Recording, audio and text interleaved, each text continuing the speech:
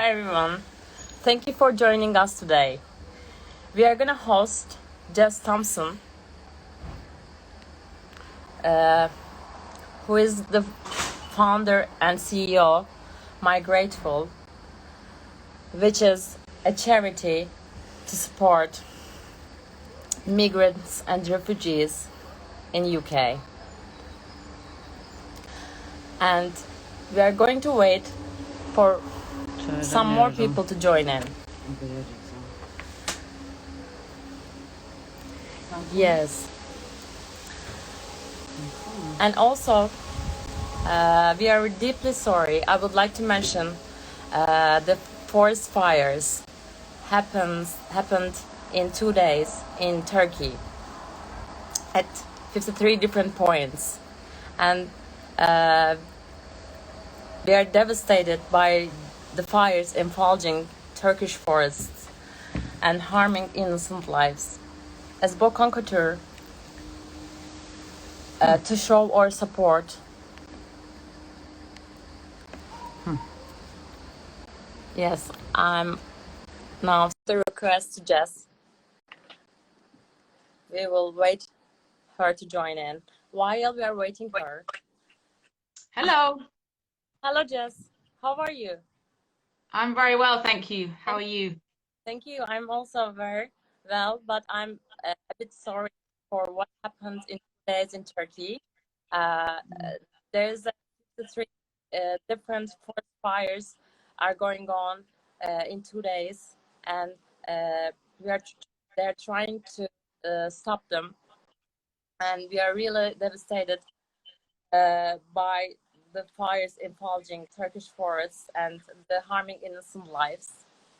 So I am sorry about that. And as I was explaining before you joined us, as Bokan Couture, we showing our support to this innocent lives and these animals and all the forests. We will be planting 15 saplings for each sale on our website, verified with a certificate from TEMA. It's a charity aim to collect subvention for planting saplings after forest fires in Turkey. So thank you again for our followers and our beloved customers for your support. And thank you for allowing me to giving this announce, Jess. And yes, we are sorry about that. And I hope, yes, and Jess, it looks like we are ready to get started. And thank you everyone for joining us today. My name is Melike, and I am the co-founder of Luxury Sleepwear Bokan Couture. And now I am hosting. I mentioned about your charity before you joined us. Thank you for accepting our invite. You're very kind. And yes, I'm a little excited. And this year, in honor of Women's History Month, we started to interview inspirational women who are at the peak of their career. After having interviews incredible female entrepreneurs in every Friday in March, we decided to keep hosting more inspirational role models, and you are one of them. As an all-female run business at Bokan Couture, we aim to support and empower all women through inspiring conversations with women leading in their field and leading the way in their field. And today, we are speaking the inspiring founder and CEO, Jess Thompson, which I am very excited after your resume and your work, who after spending 2.5 years working on the front line to support migrants and refugees in France, Spain, and the UK, as well as completing the Year Here Fellowship and founded My Grateful, a charity helping and supporting, a charity helping to celebrate migrants in the UK. And it's great work, and I'm so honored to having you here at our platform. Thank you. Yes, and Jess, could you please allow me to ask my questions? Yeah, please go ahead. Thank you. Could you please tell us a bit about yourself and what you do with My Grateful? Okay. So My Grateful is a social enterprise where refugees teach their traditional cuisines to participants.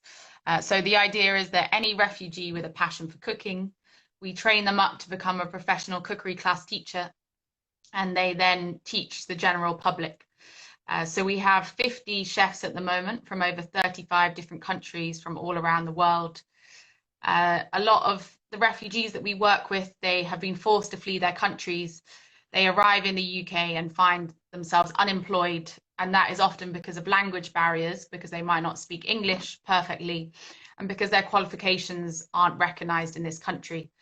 And I was working with refugee women for quite a long time before I started My Grateful, and one thing that they kept telling me was that they really love cooking. A lot of them came from families where being a good cook was a very important part of being a mother and a wife.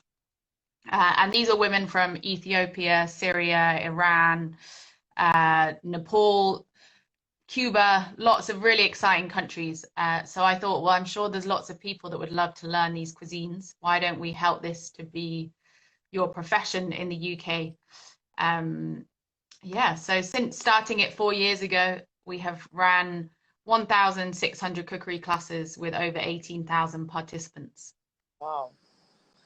Yeah, and also after searching you, I found out that you spent a year with migrants in the town of Ceuta on the North African coast, as well as Dunkirk refugee camp in France. What was it that led you to do this field of work? Because it's very inspiring, and thank you also for, as a human, you're doing this. Thank you.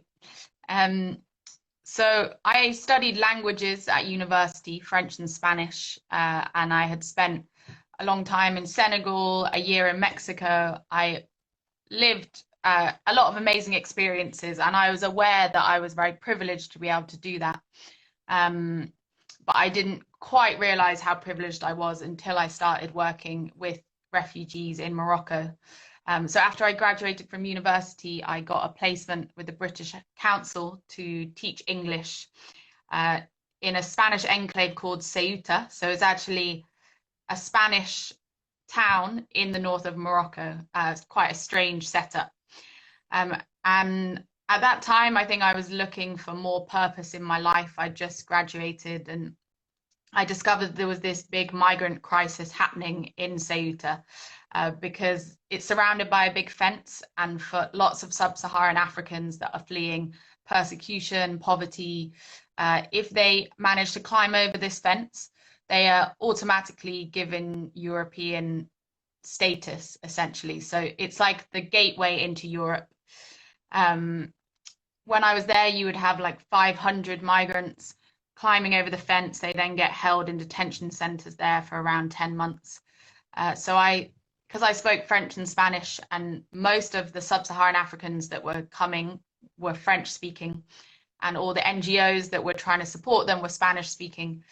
So that's how I started working with refugees, and I really enjoyed the people that I was working with, because often they were young men and women like me that were just trying to seek a better life somewhere else. I'd also left my country because I was bored of England.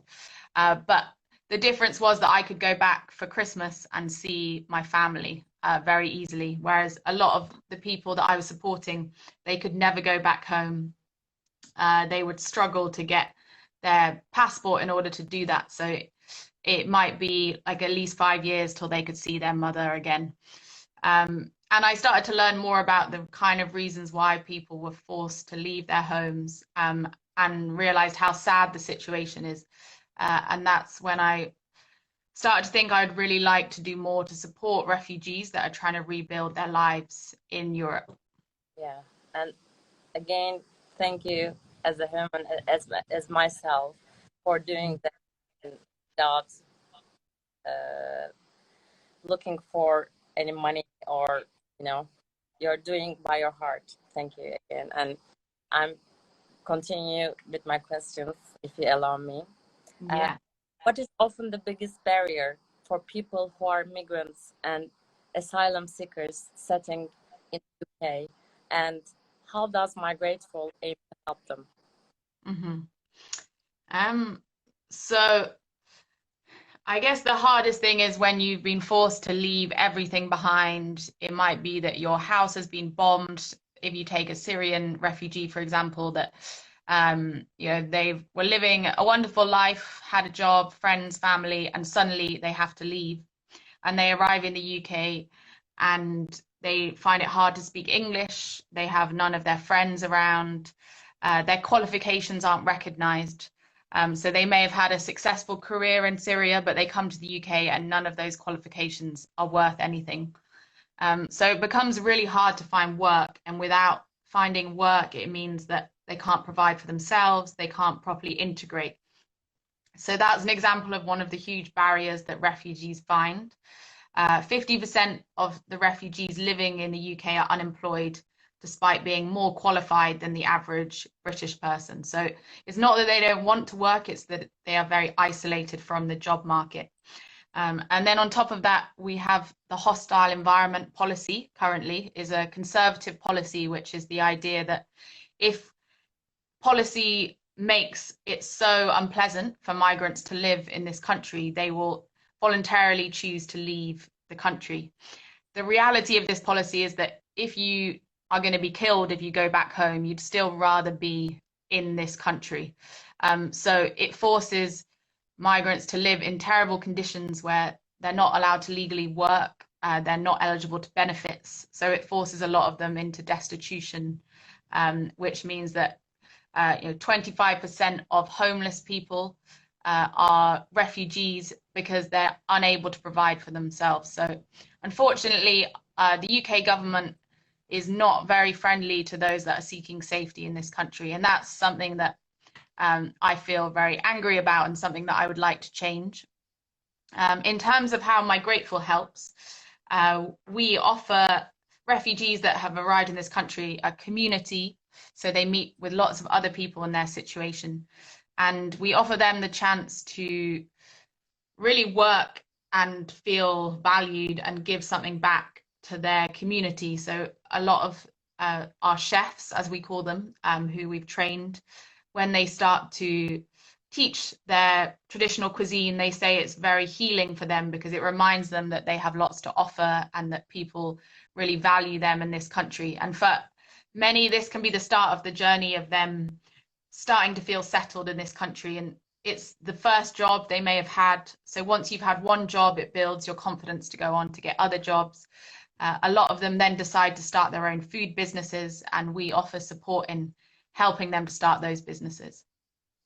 And yeah, it's a great work. And as a Bokan, we would like to also help your charity to help these migrants and refugees seeking asylum in the UK.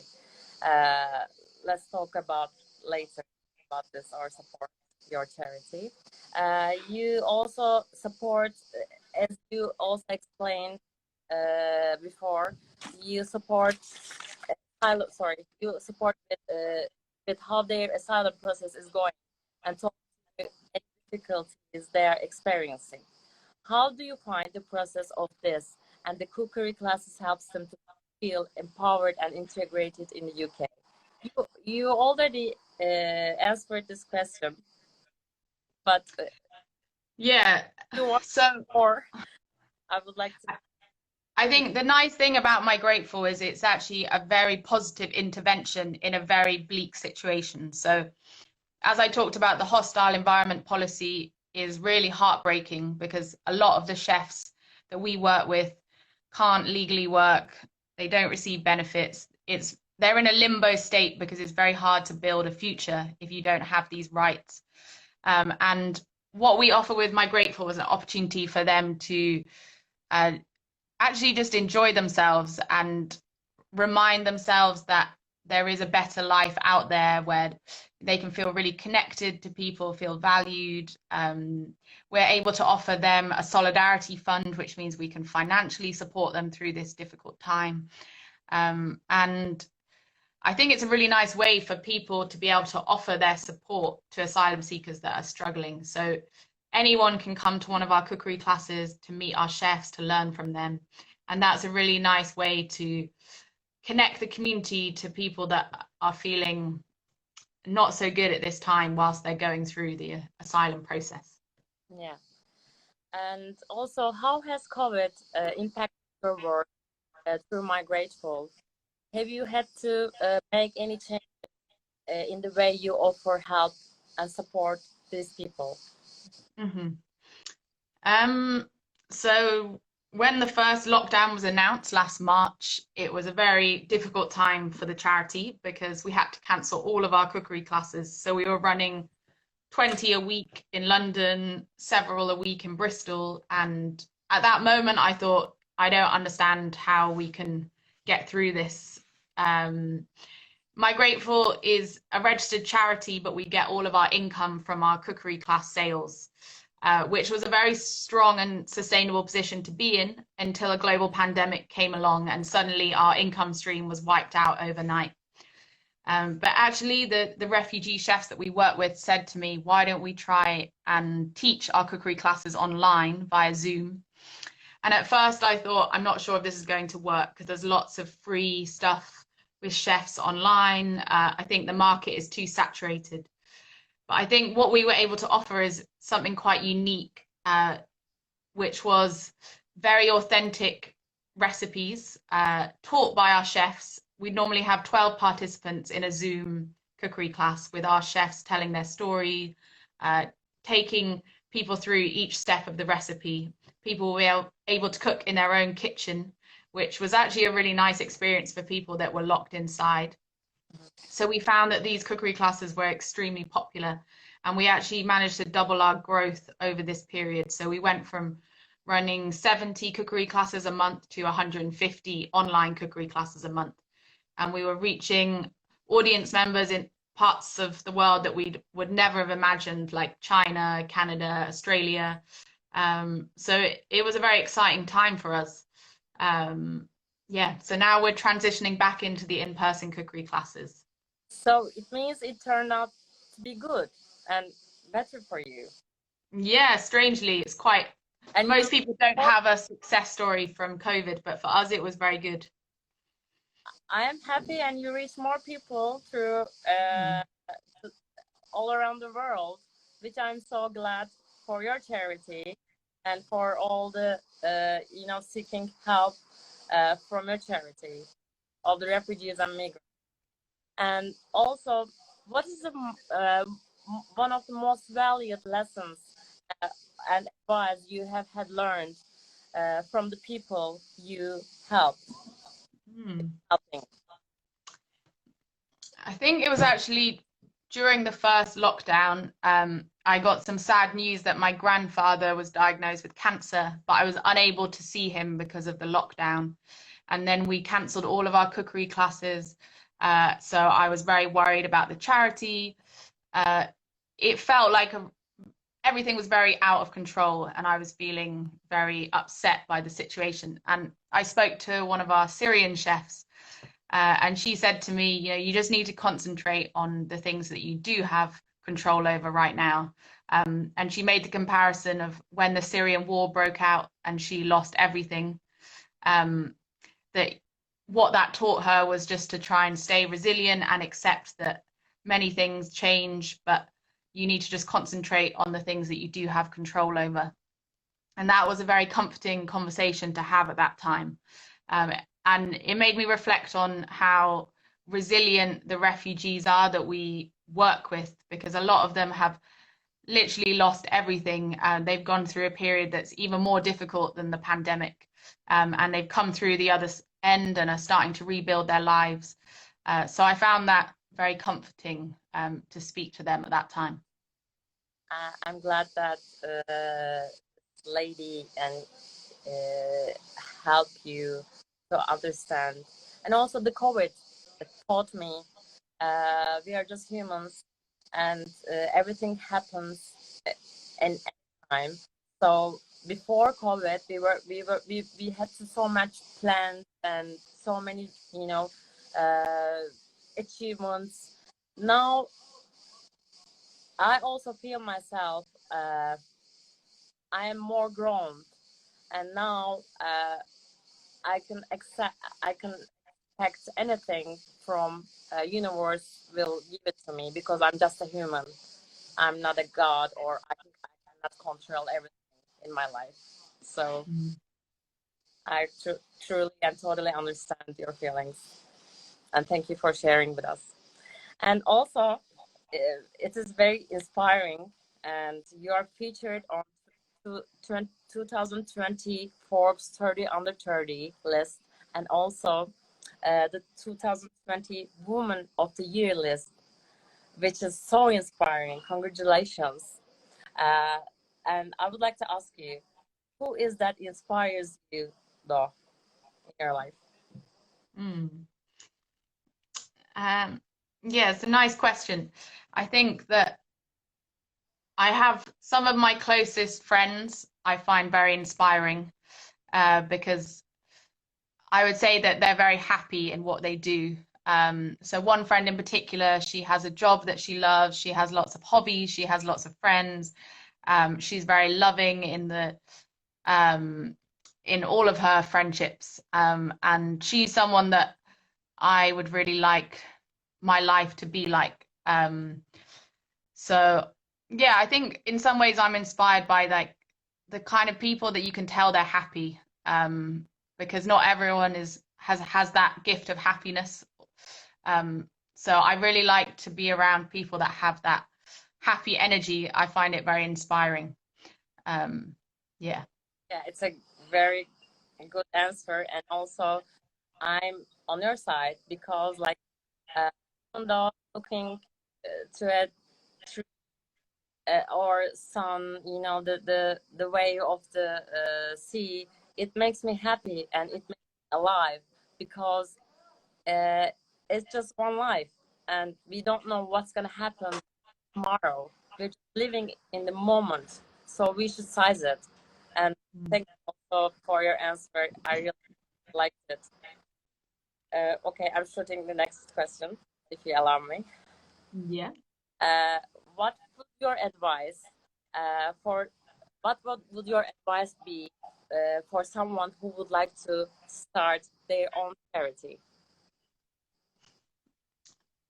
My advice would be just go for it and talk about it as if it's a real thing. Because at the beginning with My Grateful, it was just an idea, but I found that the more that I spoke about it like it was real, it was like it manifested to become something real. So yeah, if you have an idea, I think you need to just keep pushing it forward. I think it's important to make sure your idea is a good one, in that you've understood what the need is. If you know that you are definitely going to help people, then there's no reason why your idea won't work. Yeah, and I think there will be a lot of setbacks and a lot of moments that are very stressful, but it's all about that resilience to keep going. I think is what I would say And is the most important thing. And as looking your work, you're putting your heart in it. It's the most important things for a charity. Yeah, definitely. And also, what can we expect next from you and from the team, My Grateful? So the next step for us is opening our own cookery school in London. So it will be close to Farringdon Station, Exmouth Market. So that's really exciting to have our very own home. We've been crowdfunding for that in the last few months. And we're hoping to keep growing and be able to help more refugees across the country, in other parts of Europe, maybe. And Yeah, if you haven't heard of My Grateful before, then anyone who's watching now can attend one of our cookery classes. You can book via mygrateful.org. We are still doing our online classes, or you can come to one of our in-person cookery classes in London. And yeah, it's an amazing way to learn some really delicious new recipes, and also to support a refugee who's rebuilding their life. And you're bonding and you're collaborating the you know tasteful thought in a charity. So it's a great way to help people, and also it's also enjoyful and joyful and happy. So thank you again, Jess, for Thank doing you. this in UK, and also being the inspire of the people who is really want to help refugees and migrants in the UK and in Europe. And thank you so much again, Jess, for it was an absolute pleasure for me and for my brand to have you here. And thank you everyone who joined us today. Thank you so much. We will be uploading the video on IGTV as well as our website, so you can watch our conversation with Jess later. We will be back next month, another incredible woman. So stay tuned to know who our next guest will be. And I am so honored to meet you and to know more about your work and your enthusiasm with your charity. I hope we can meet in person soon. And thank you again, all, and have a great weekend. Thank you so much. Thank you. Have a good weekend. You too. Goodbye. Bye bye.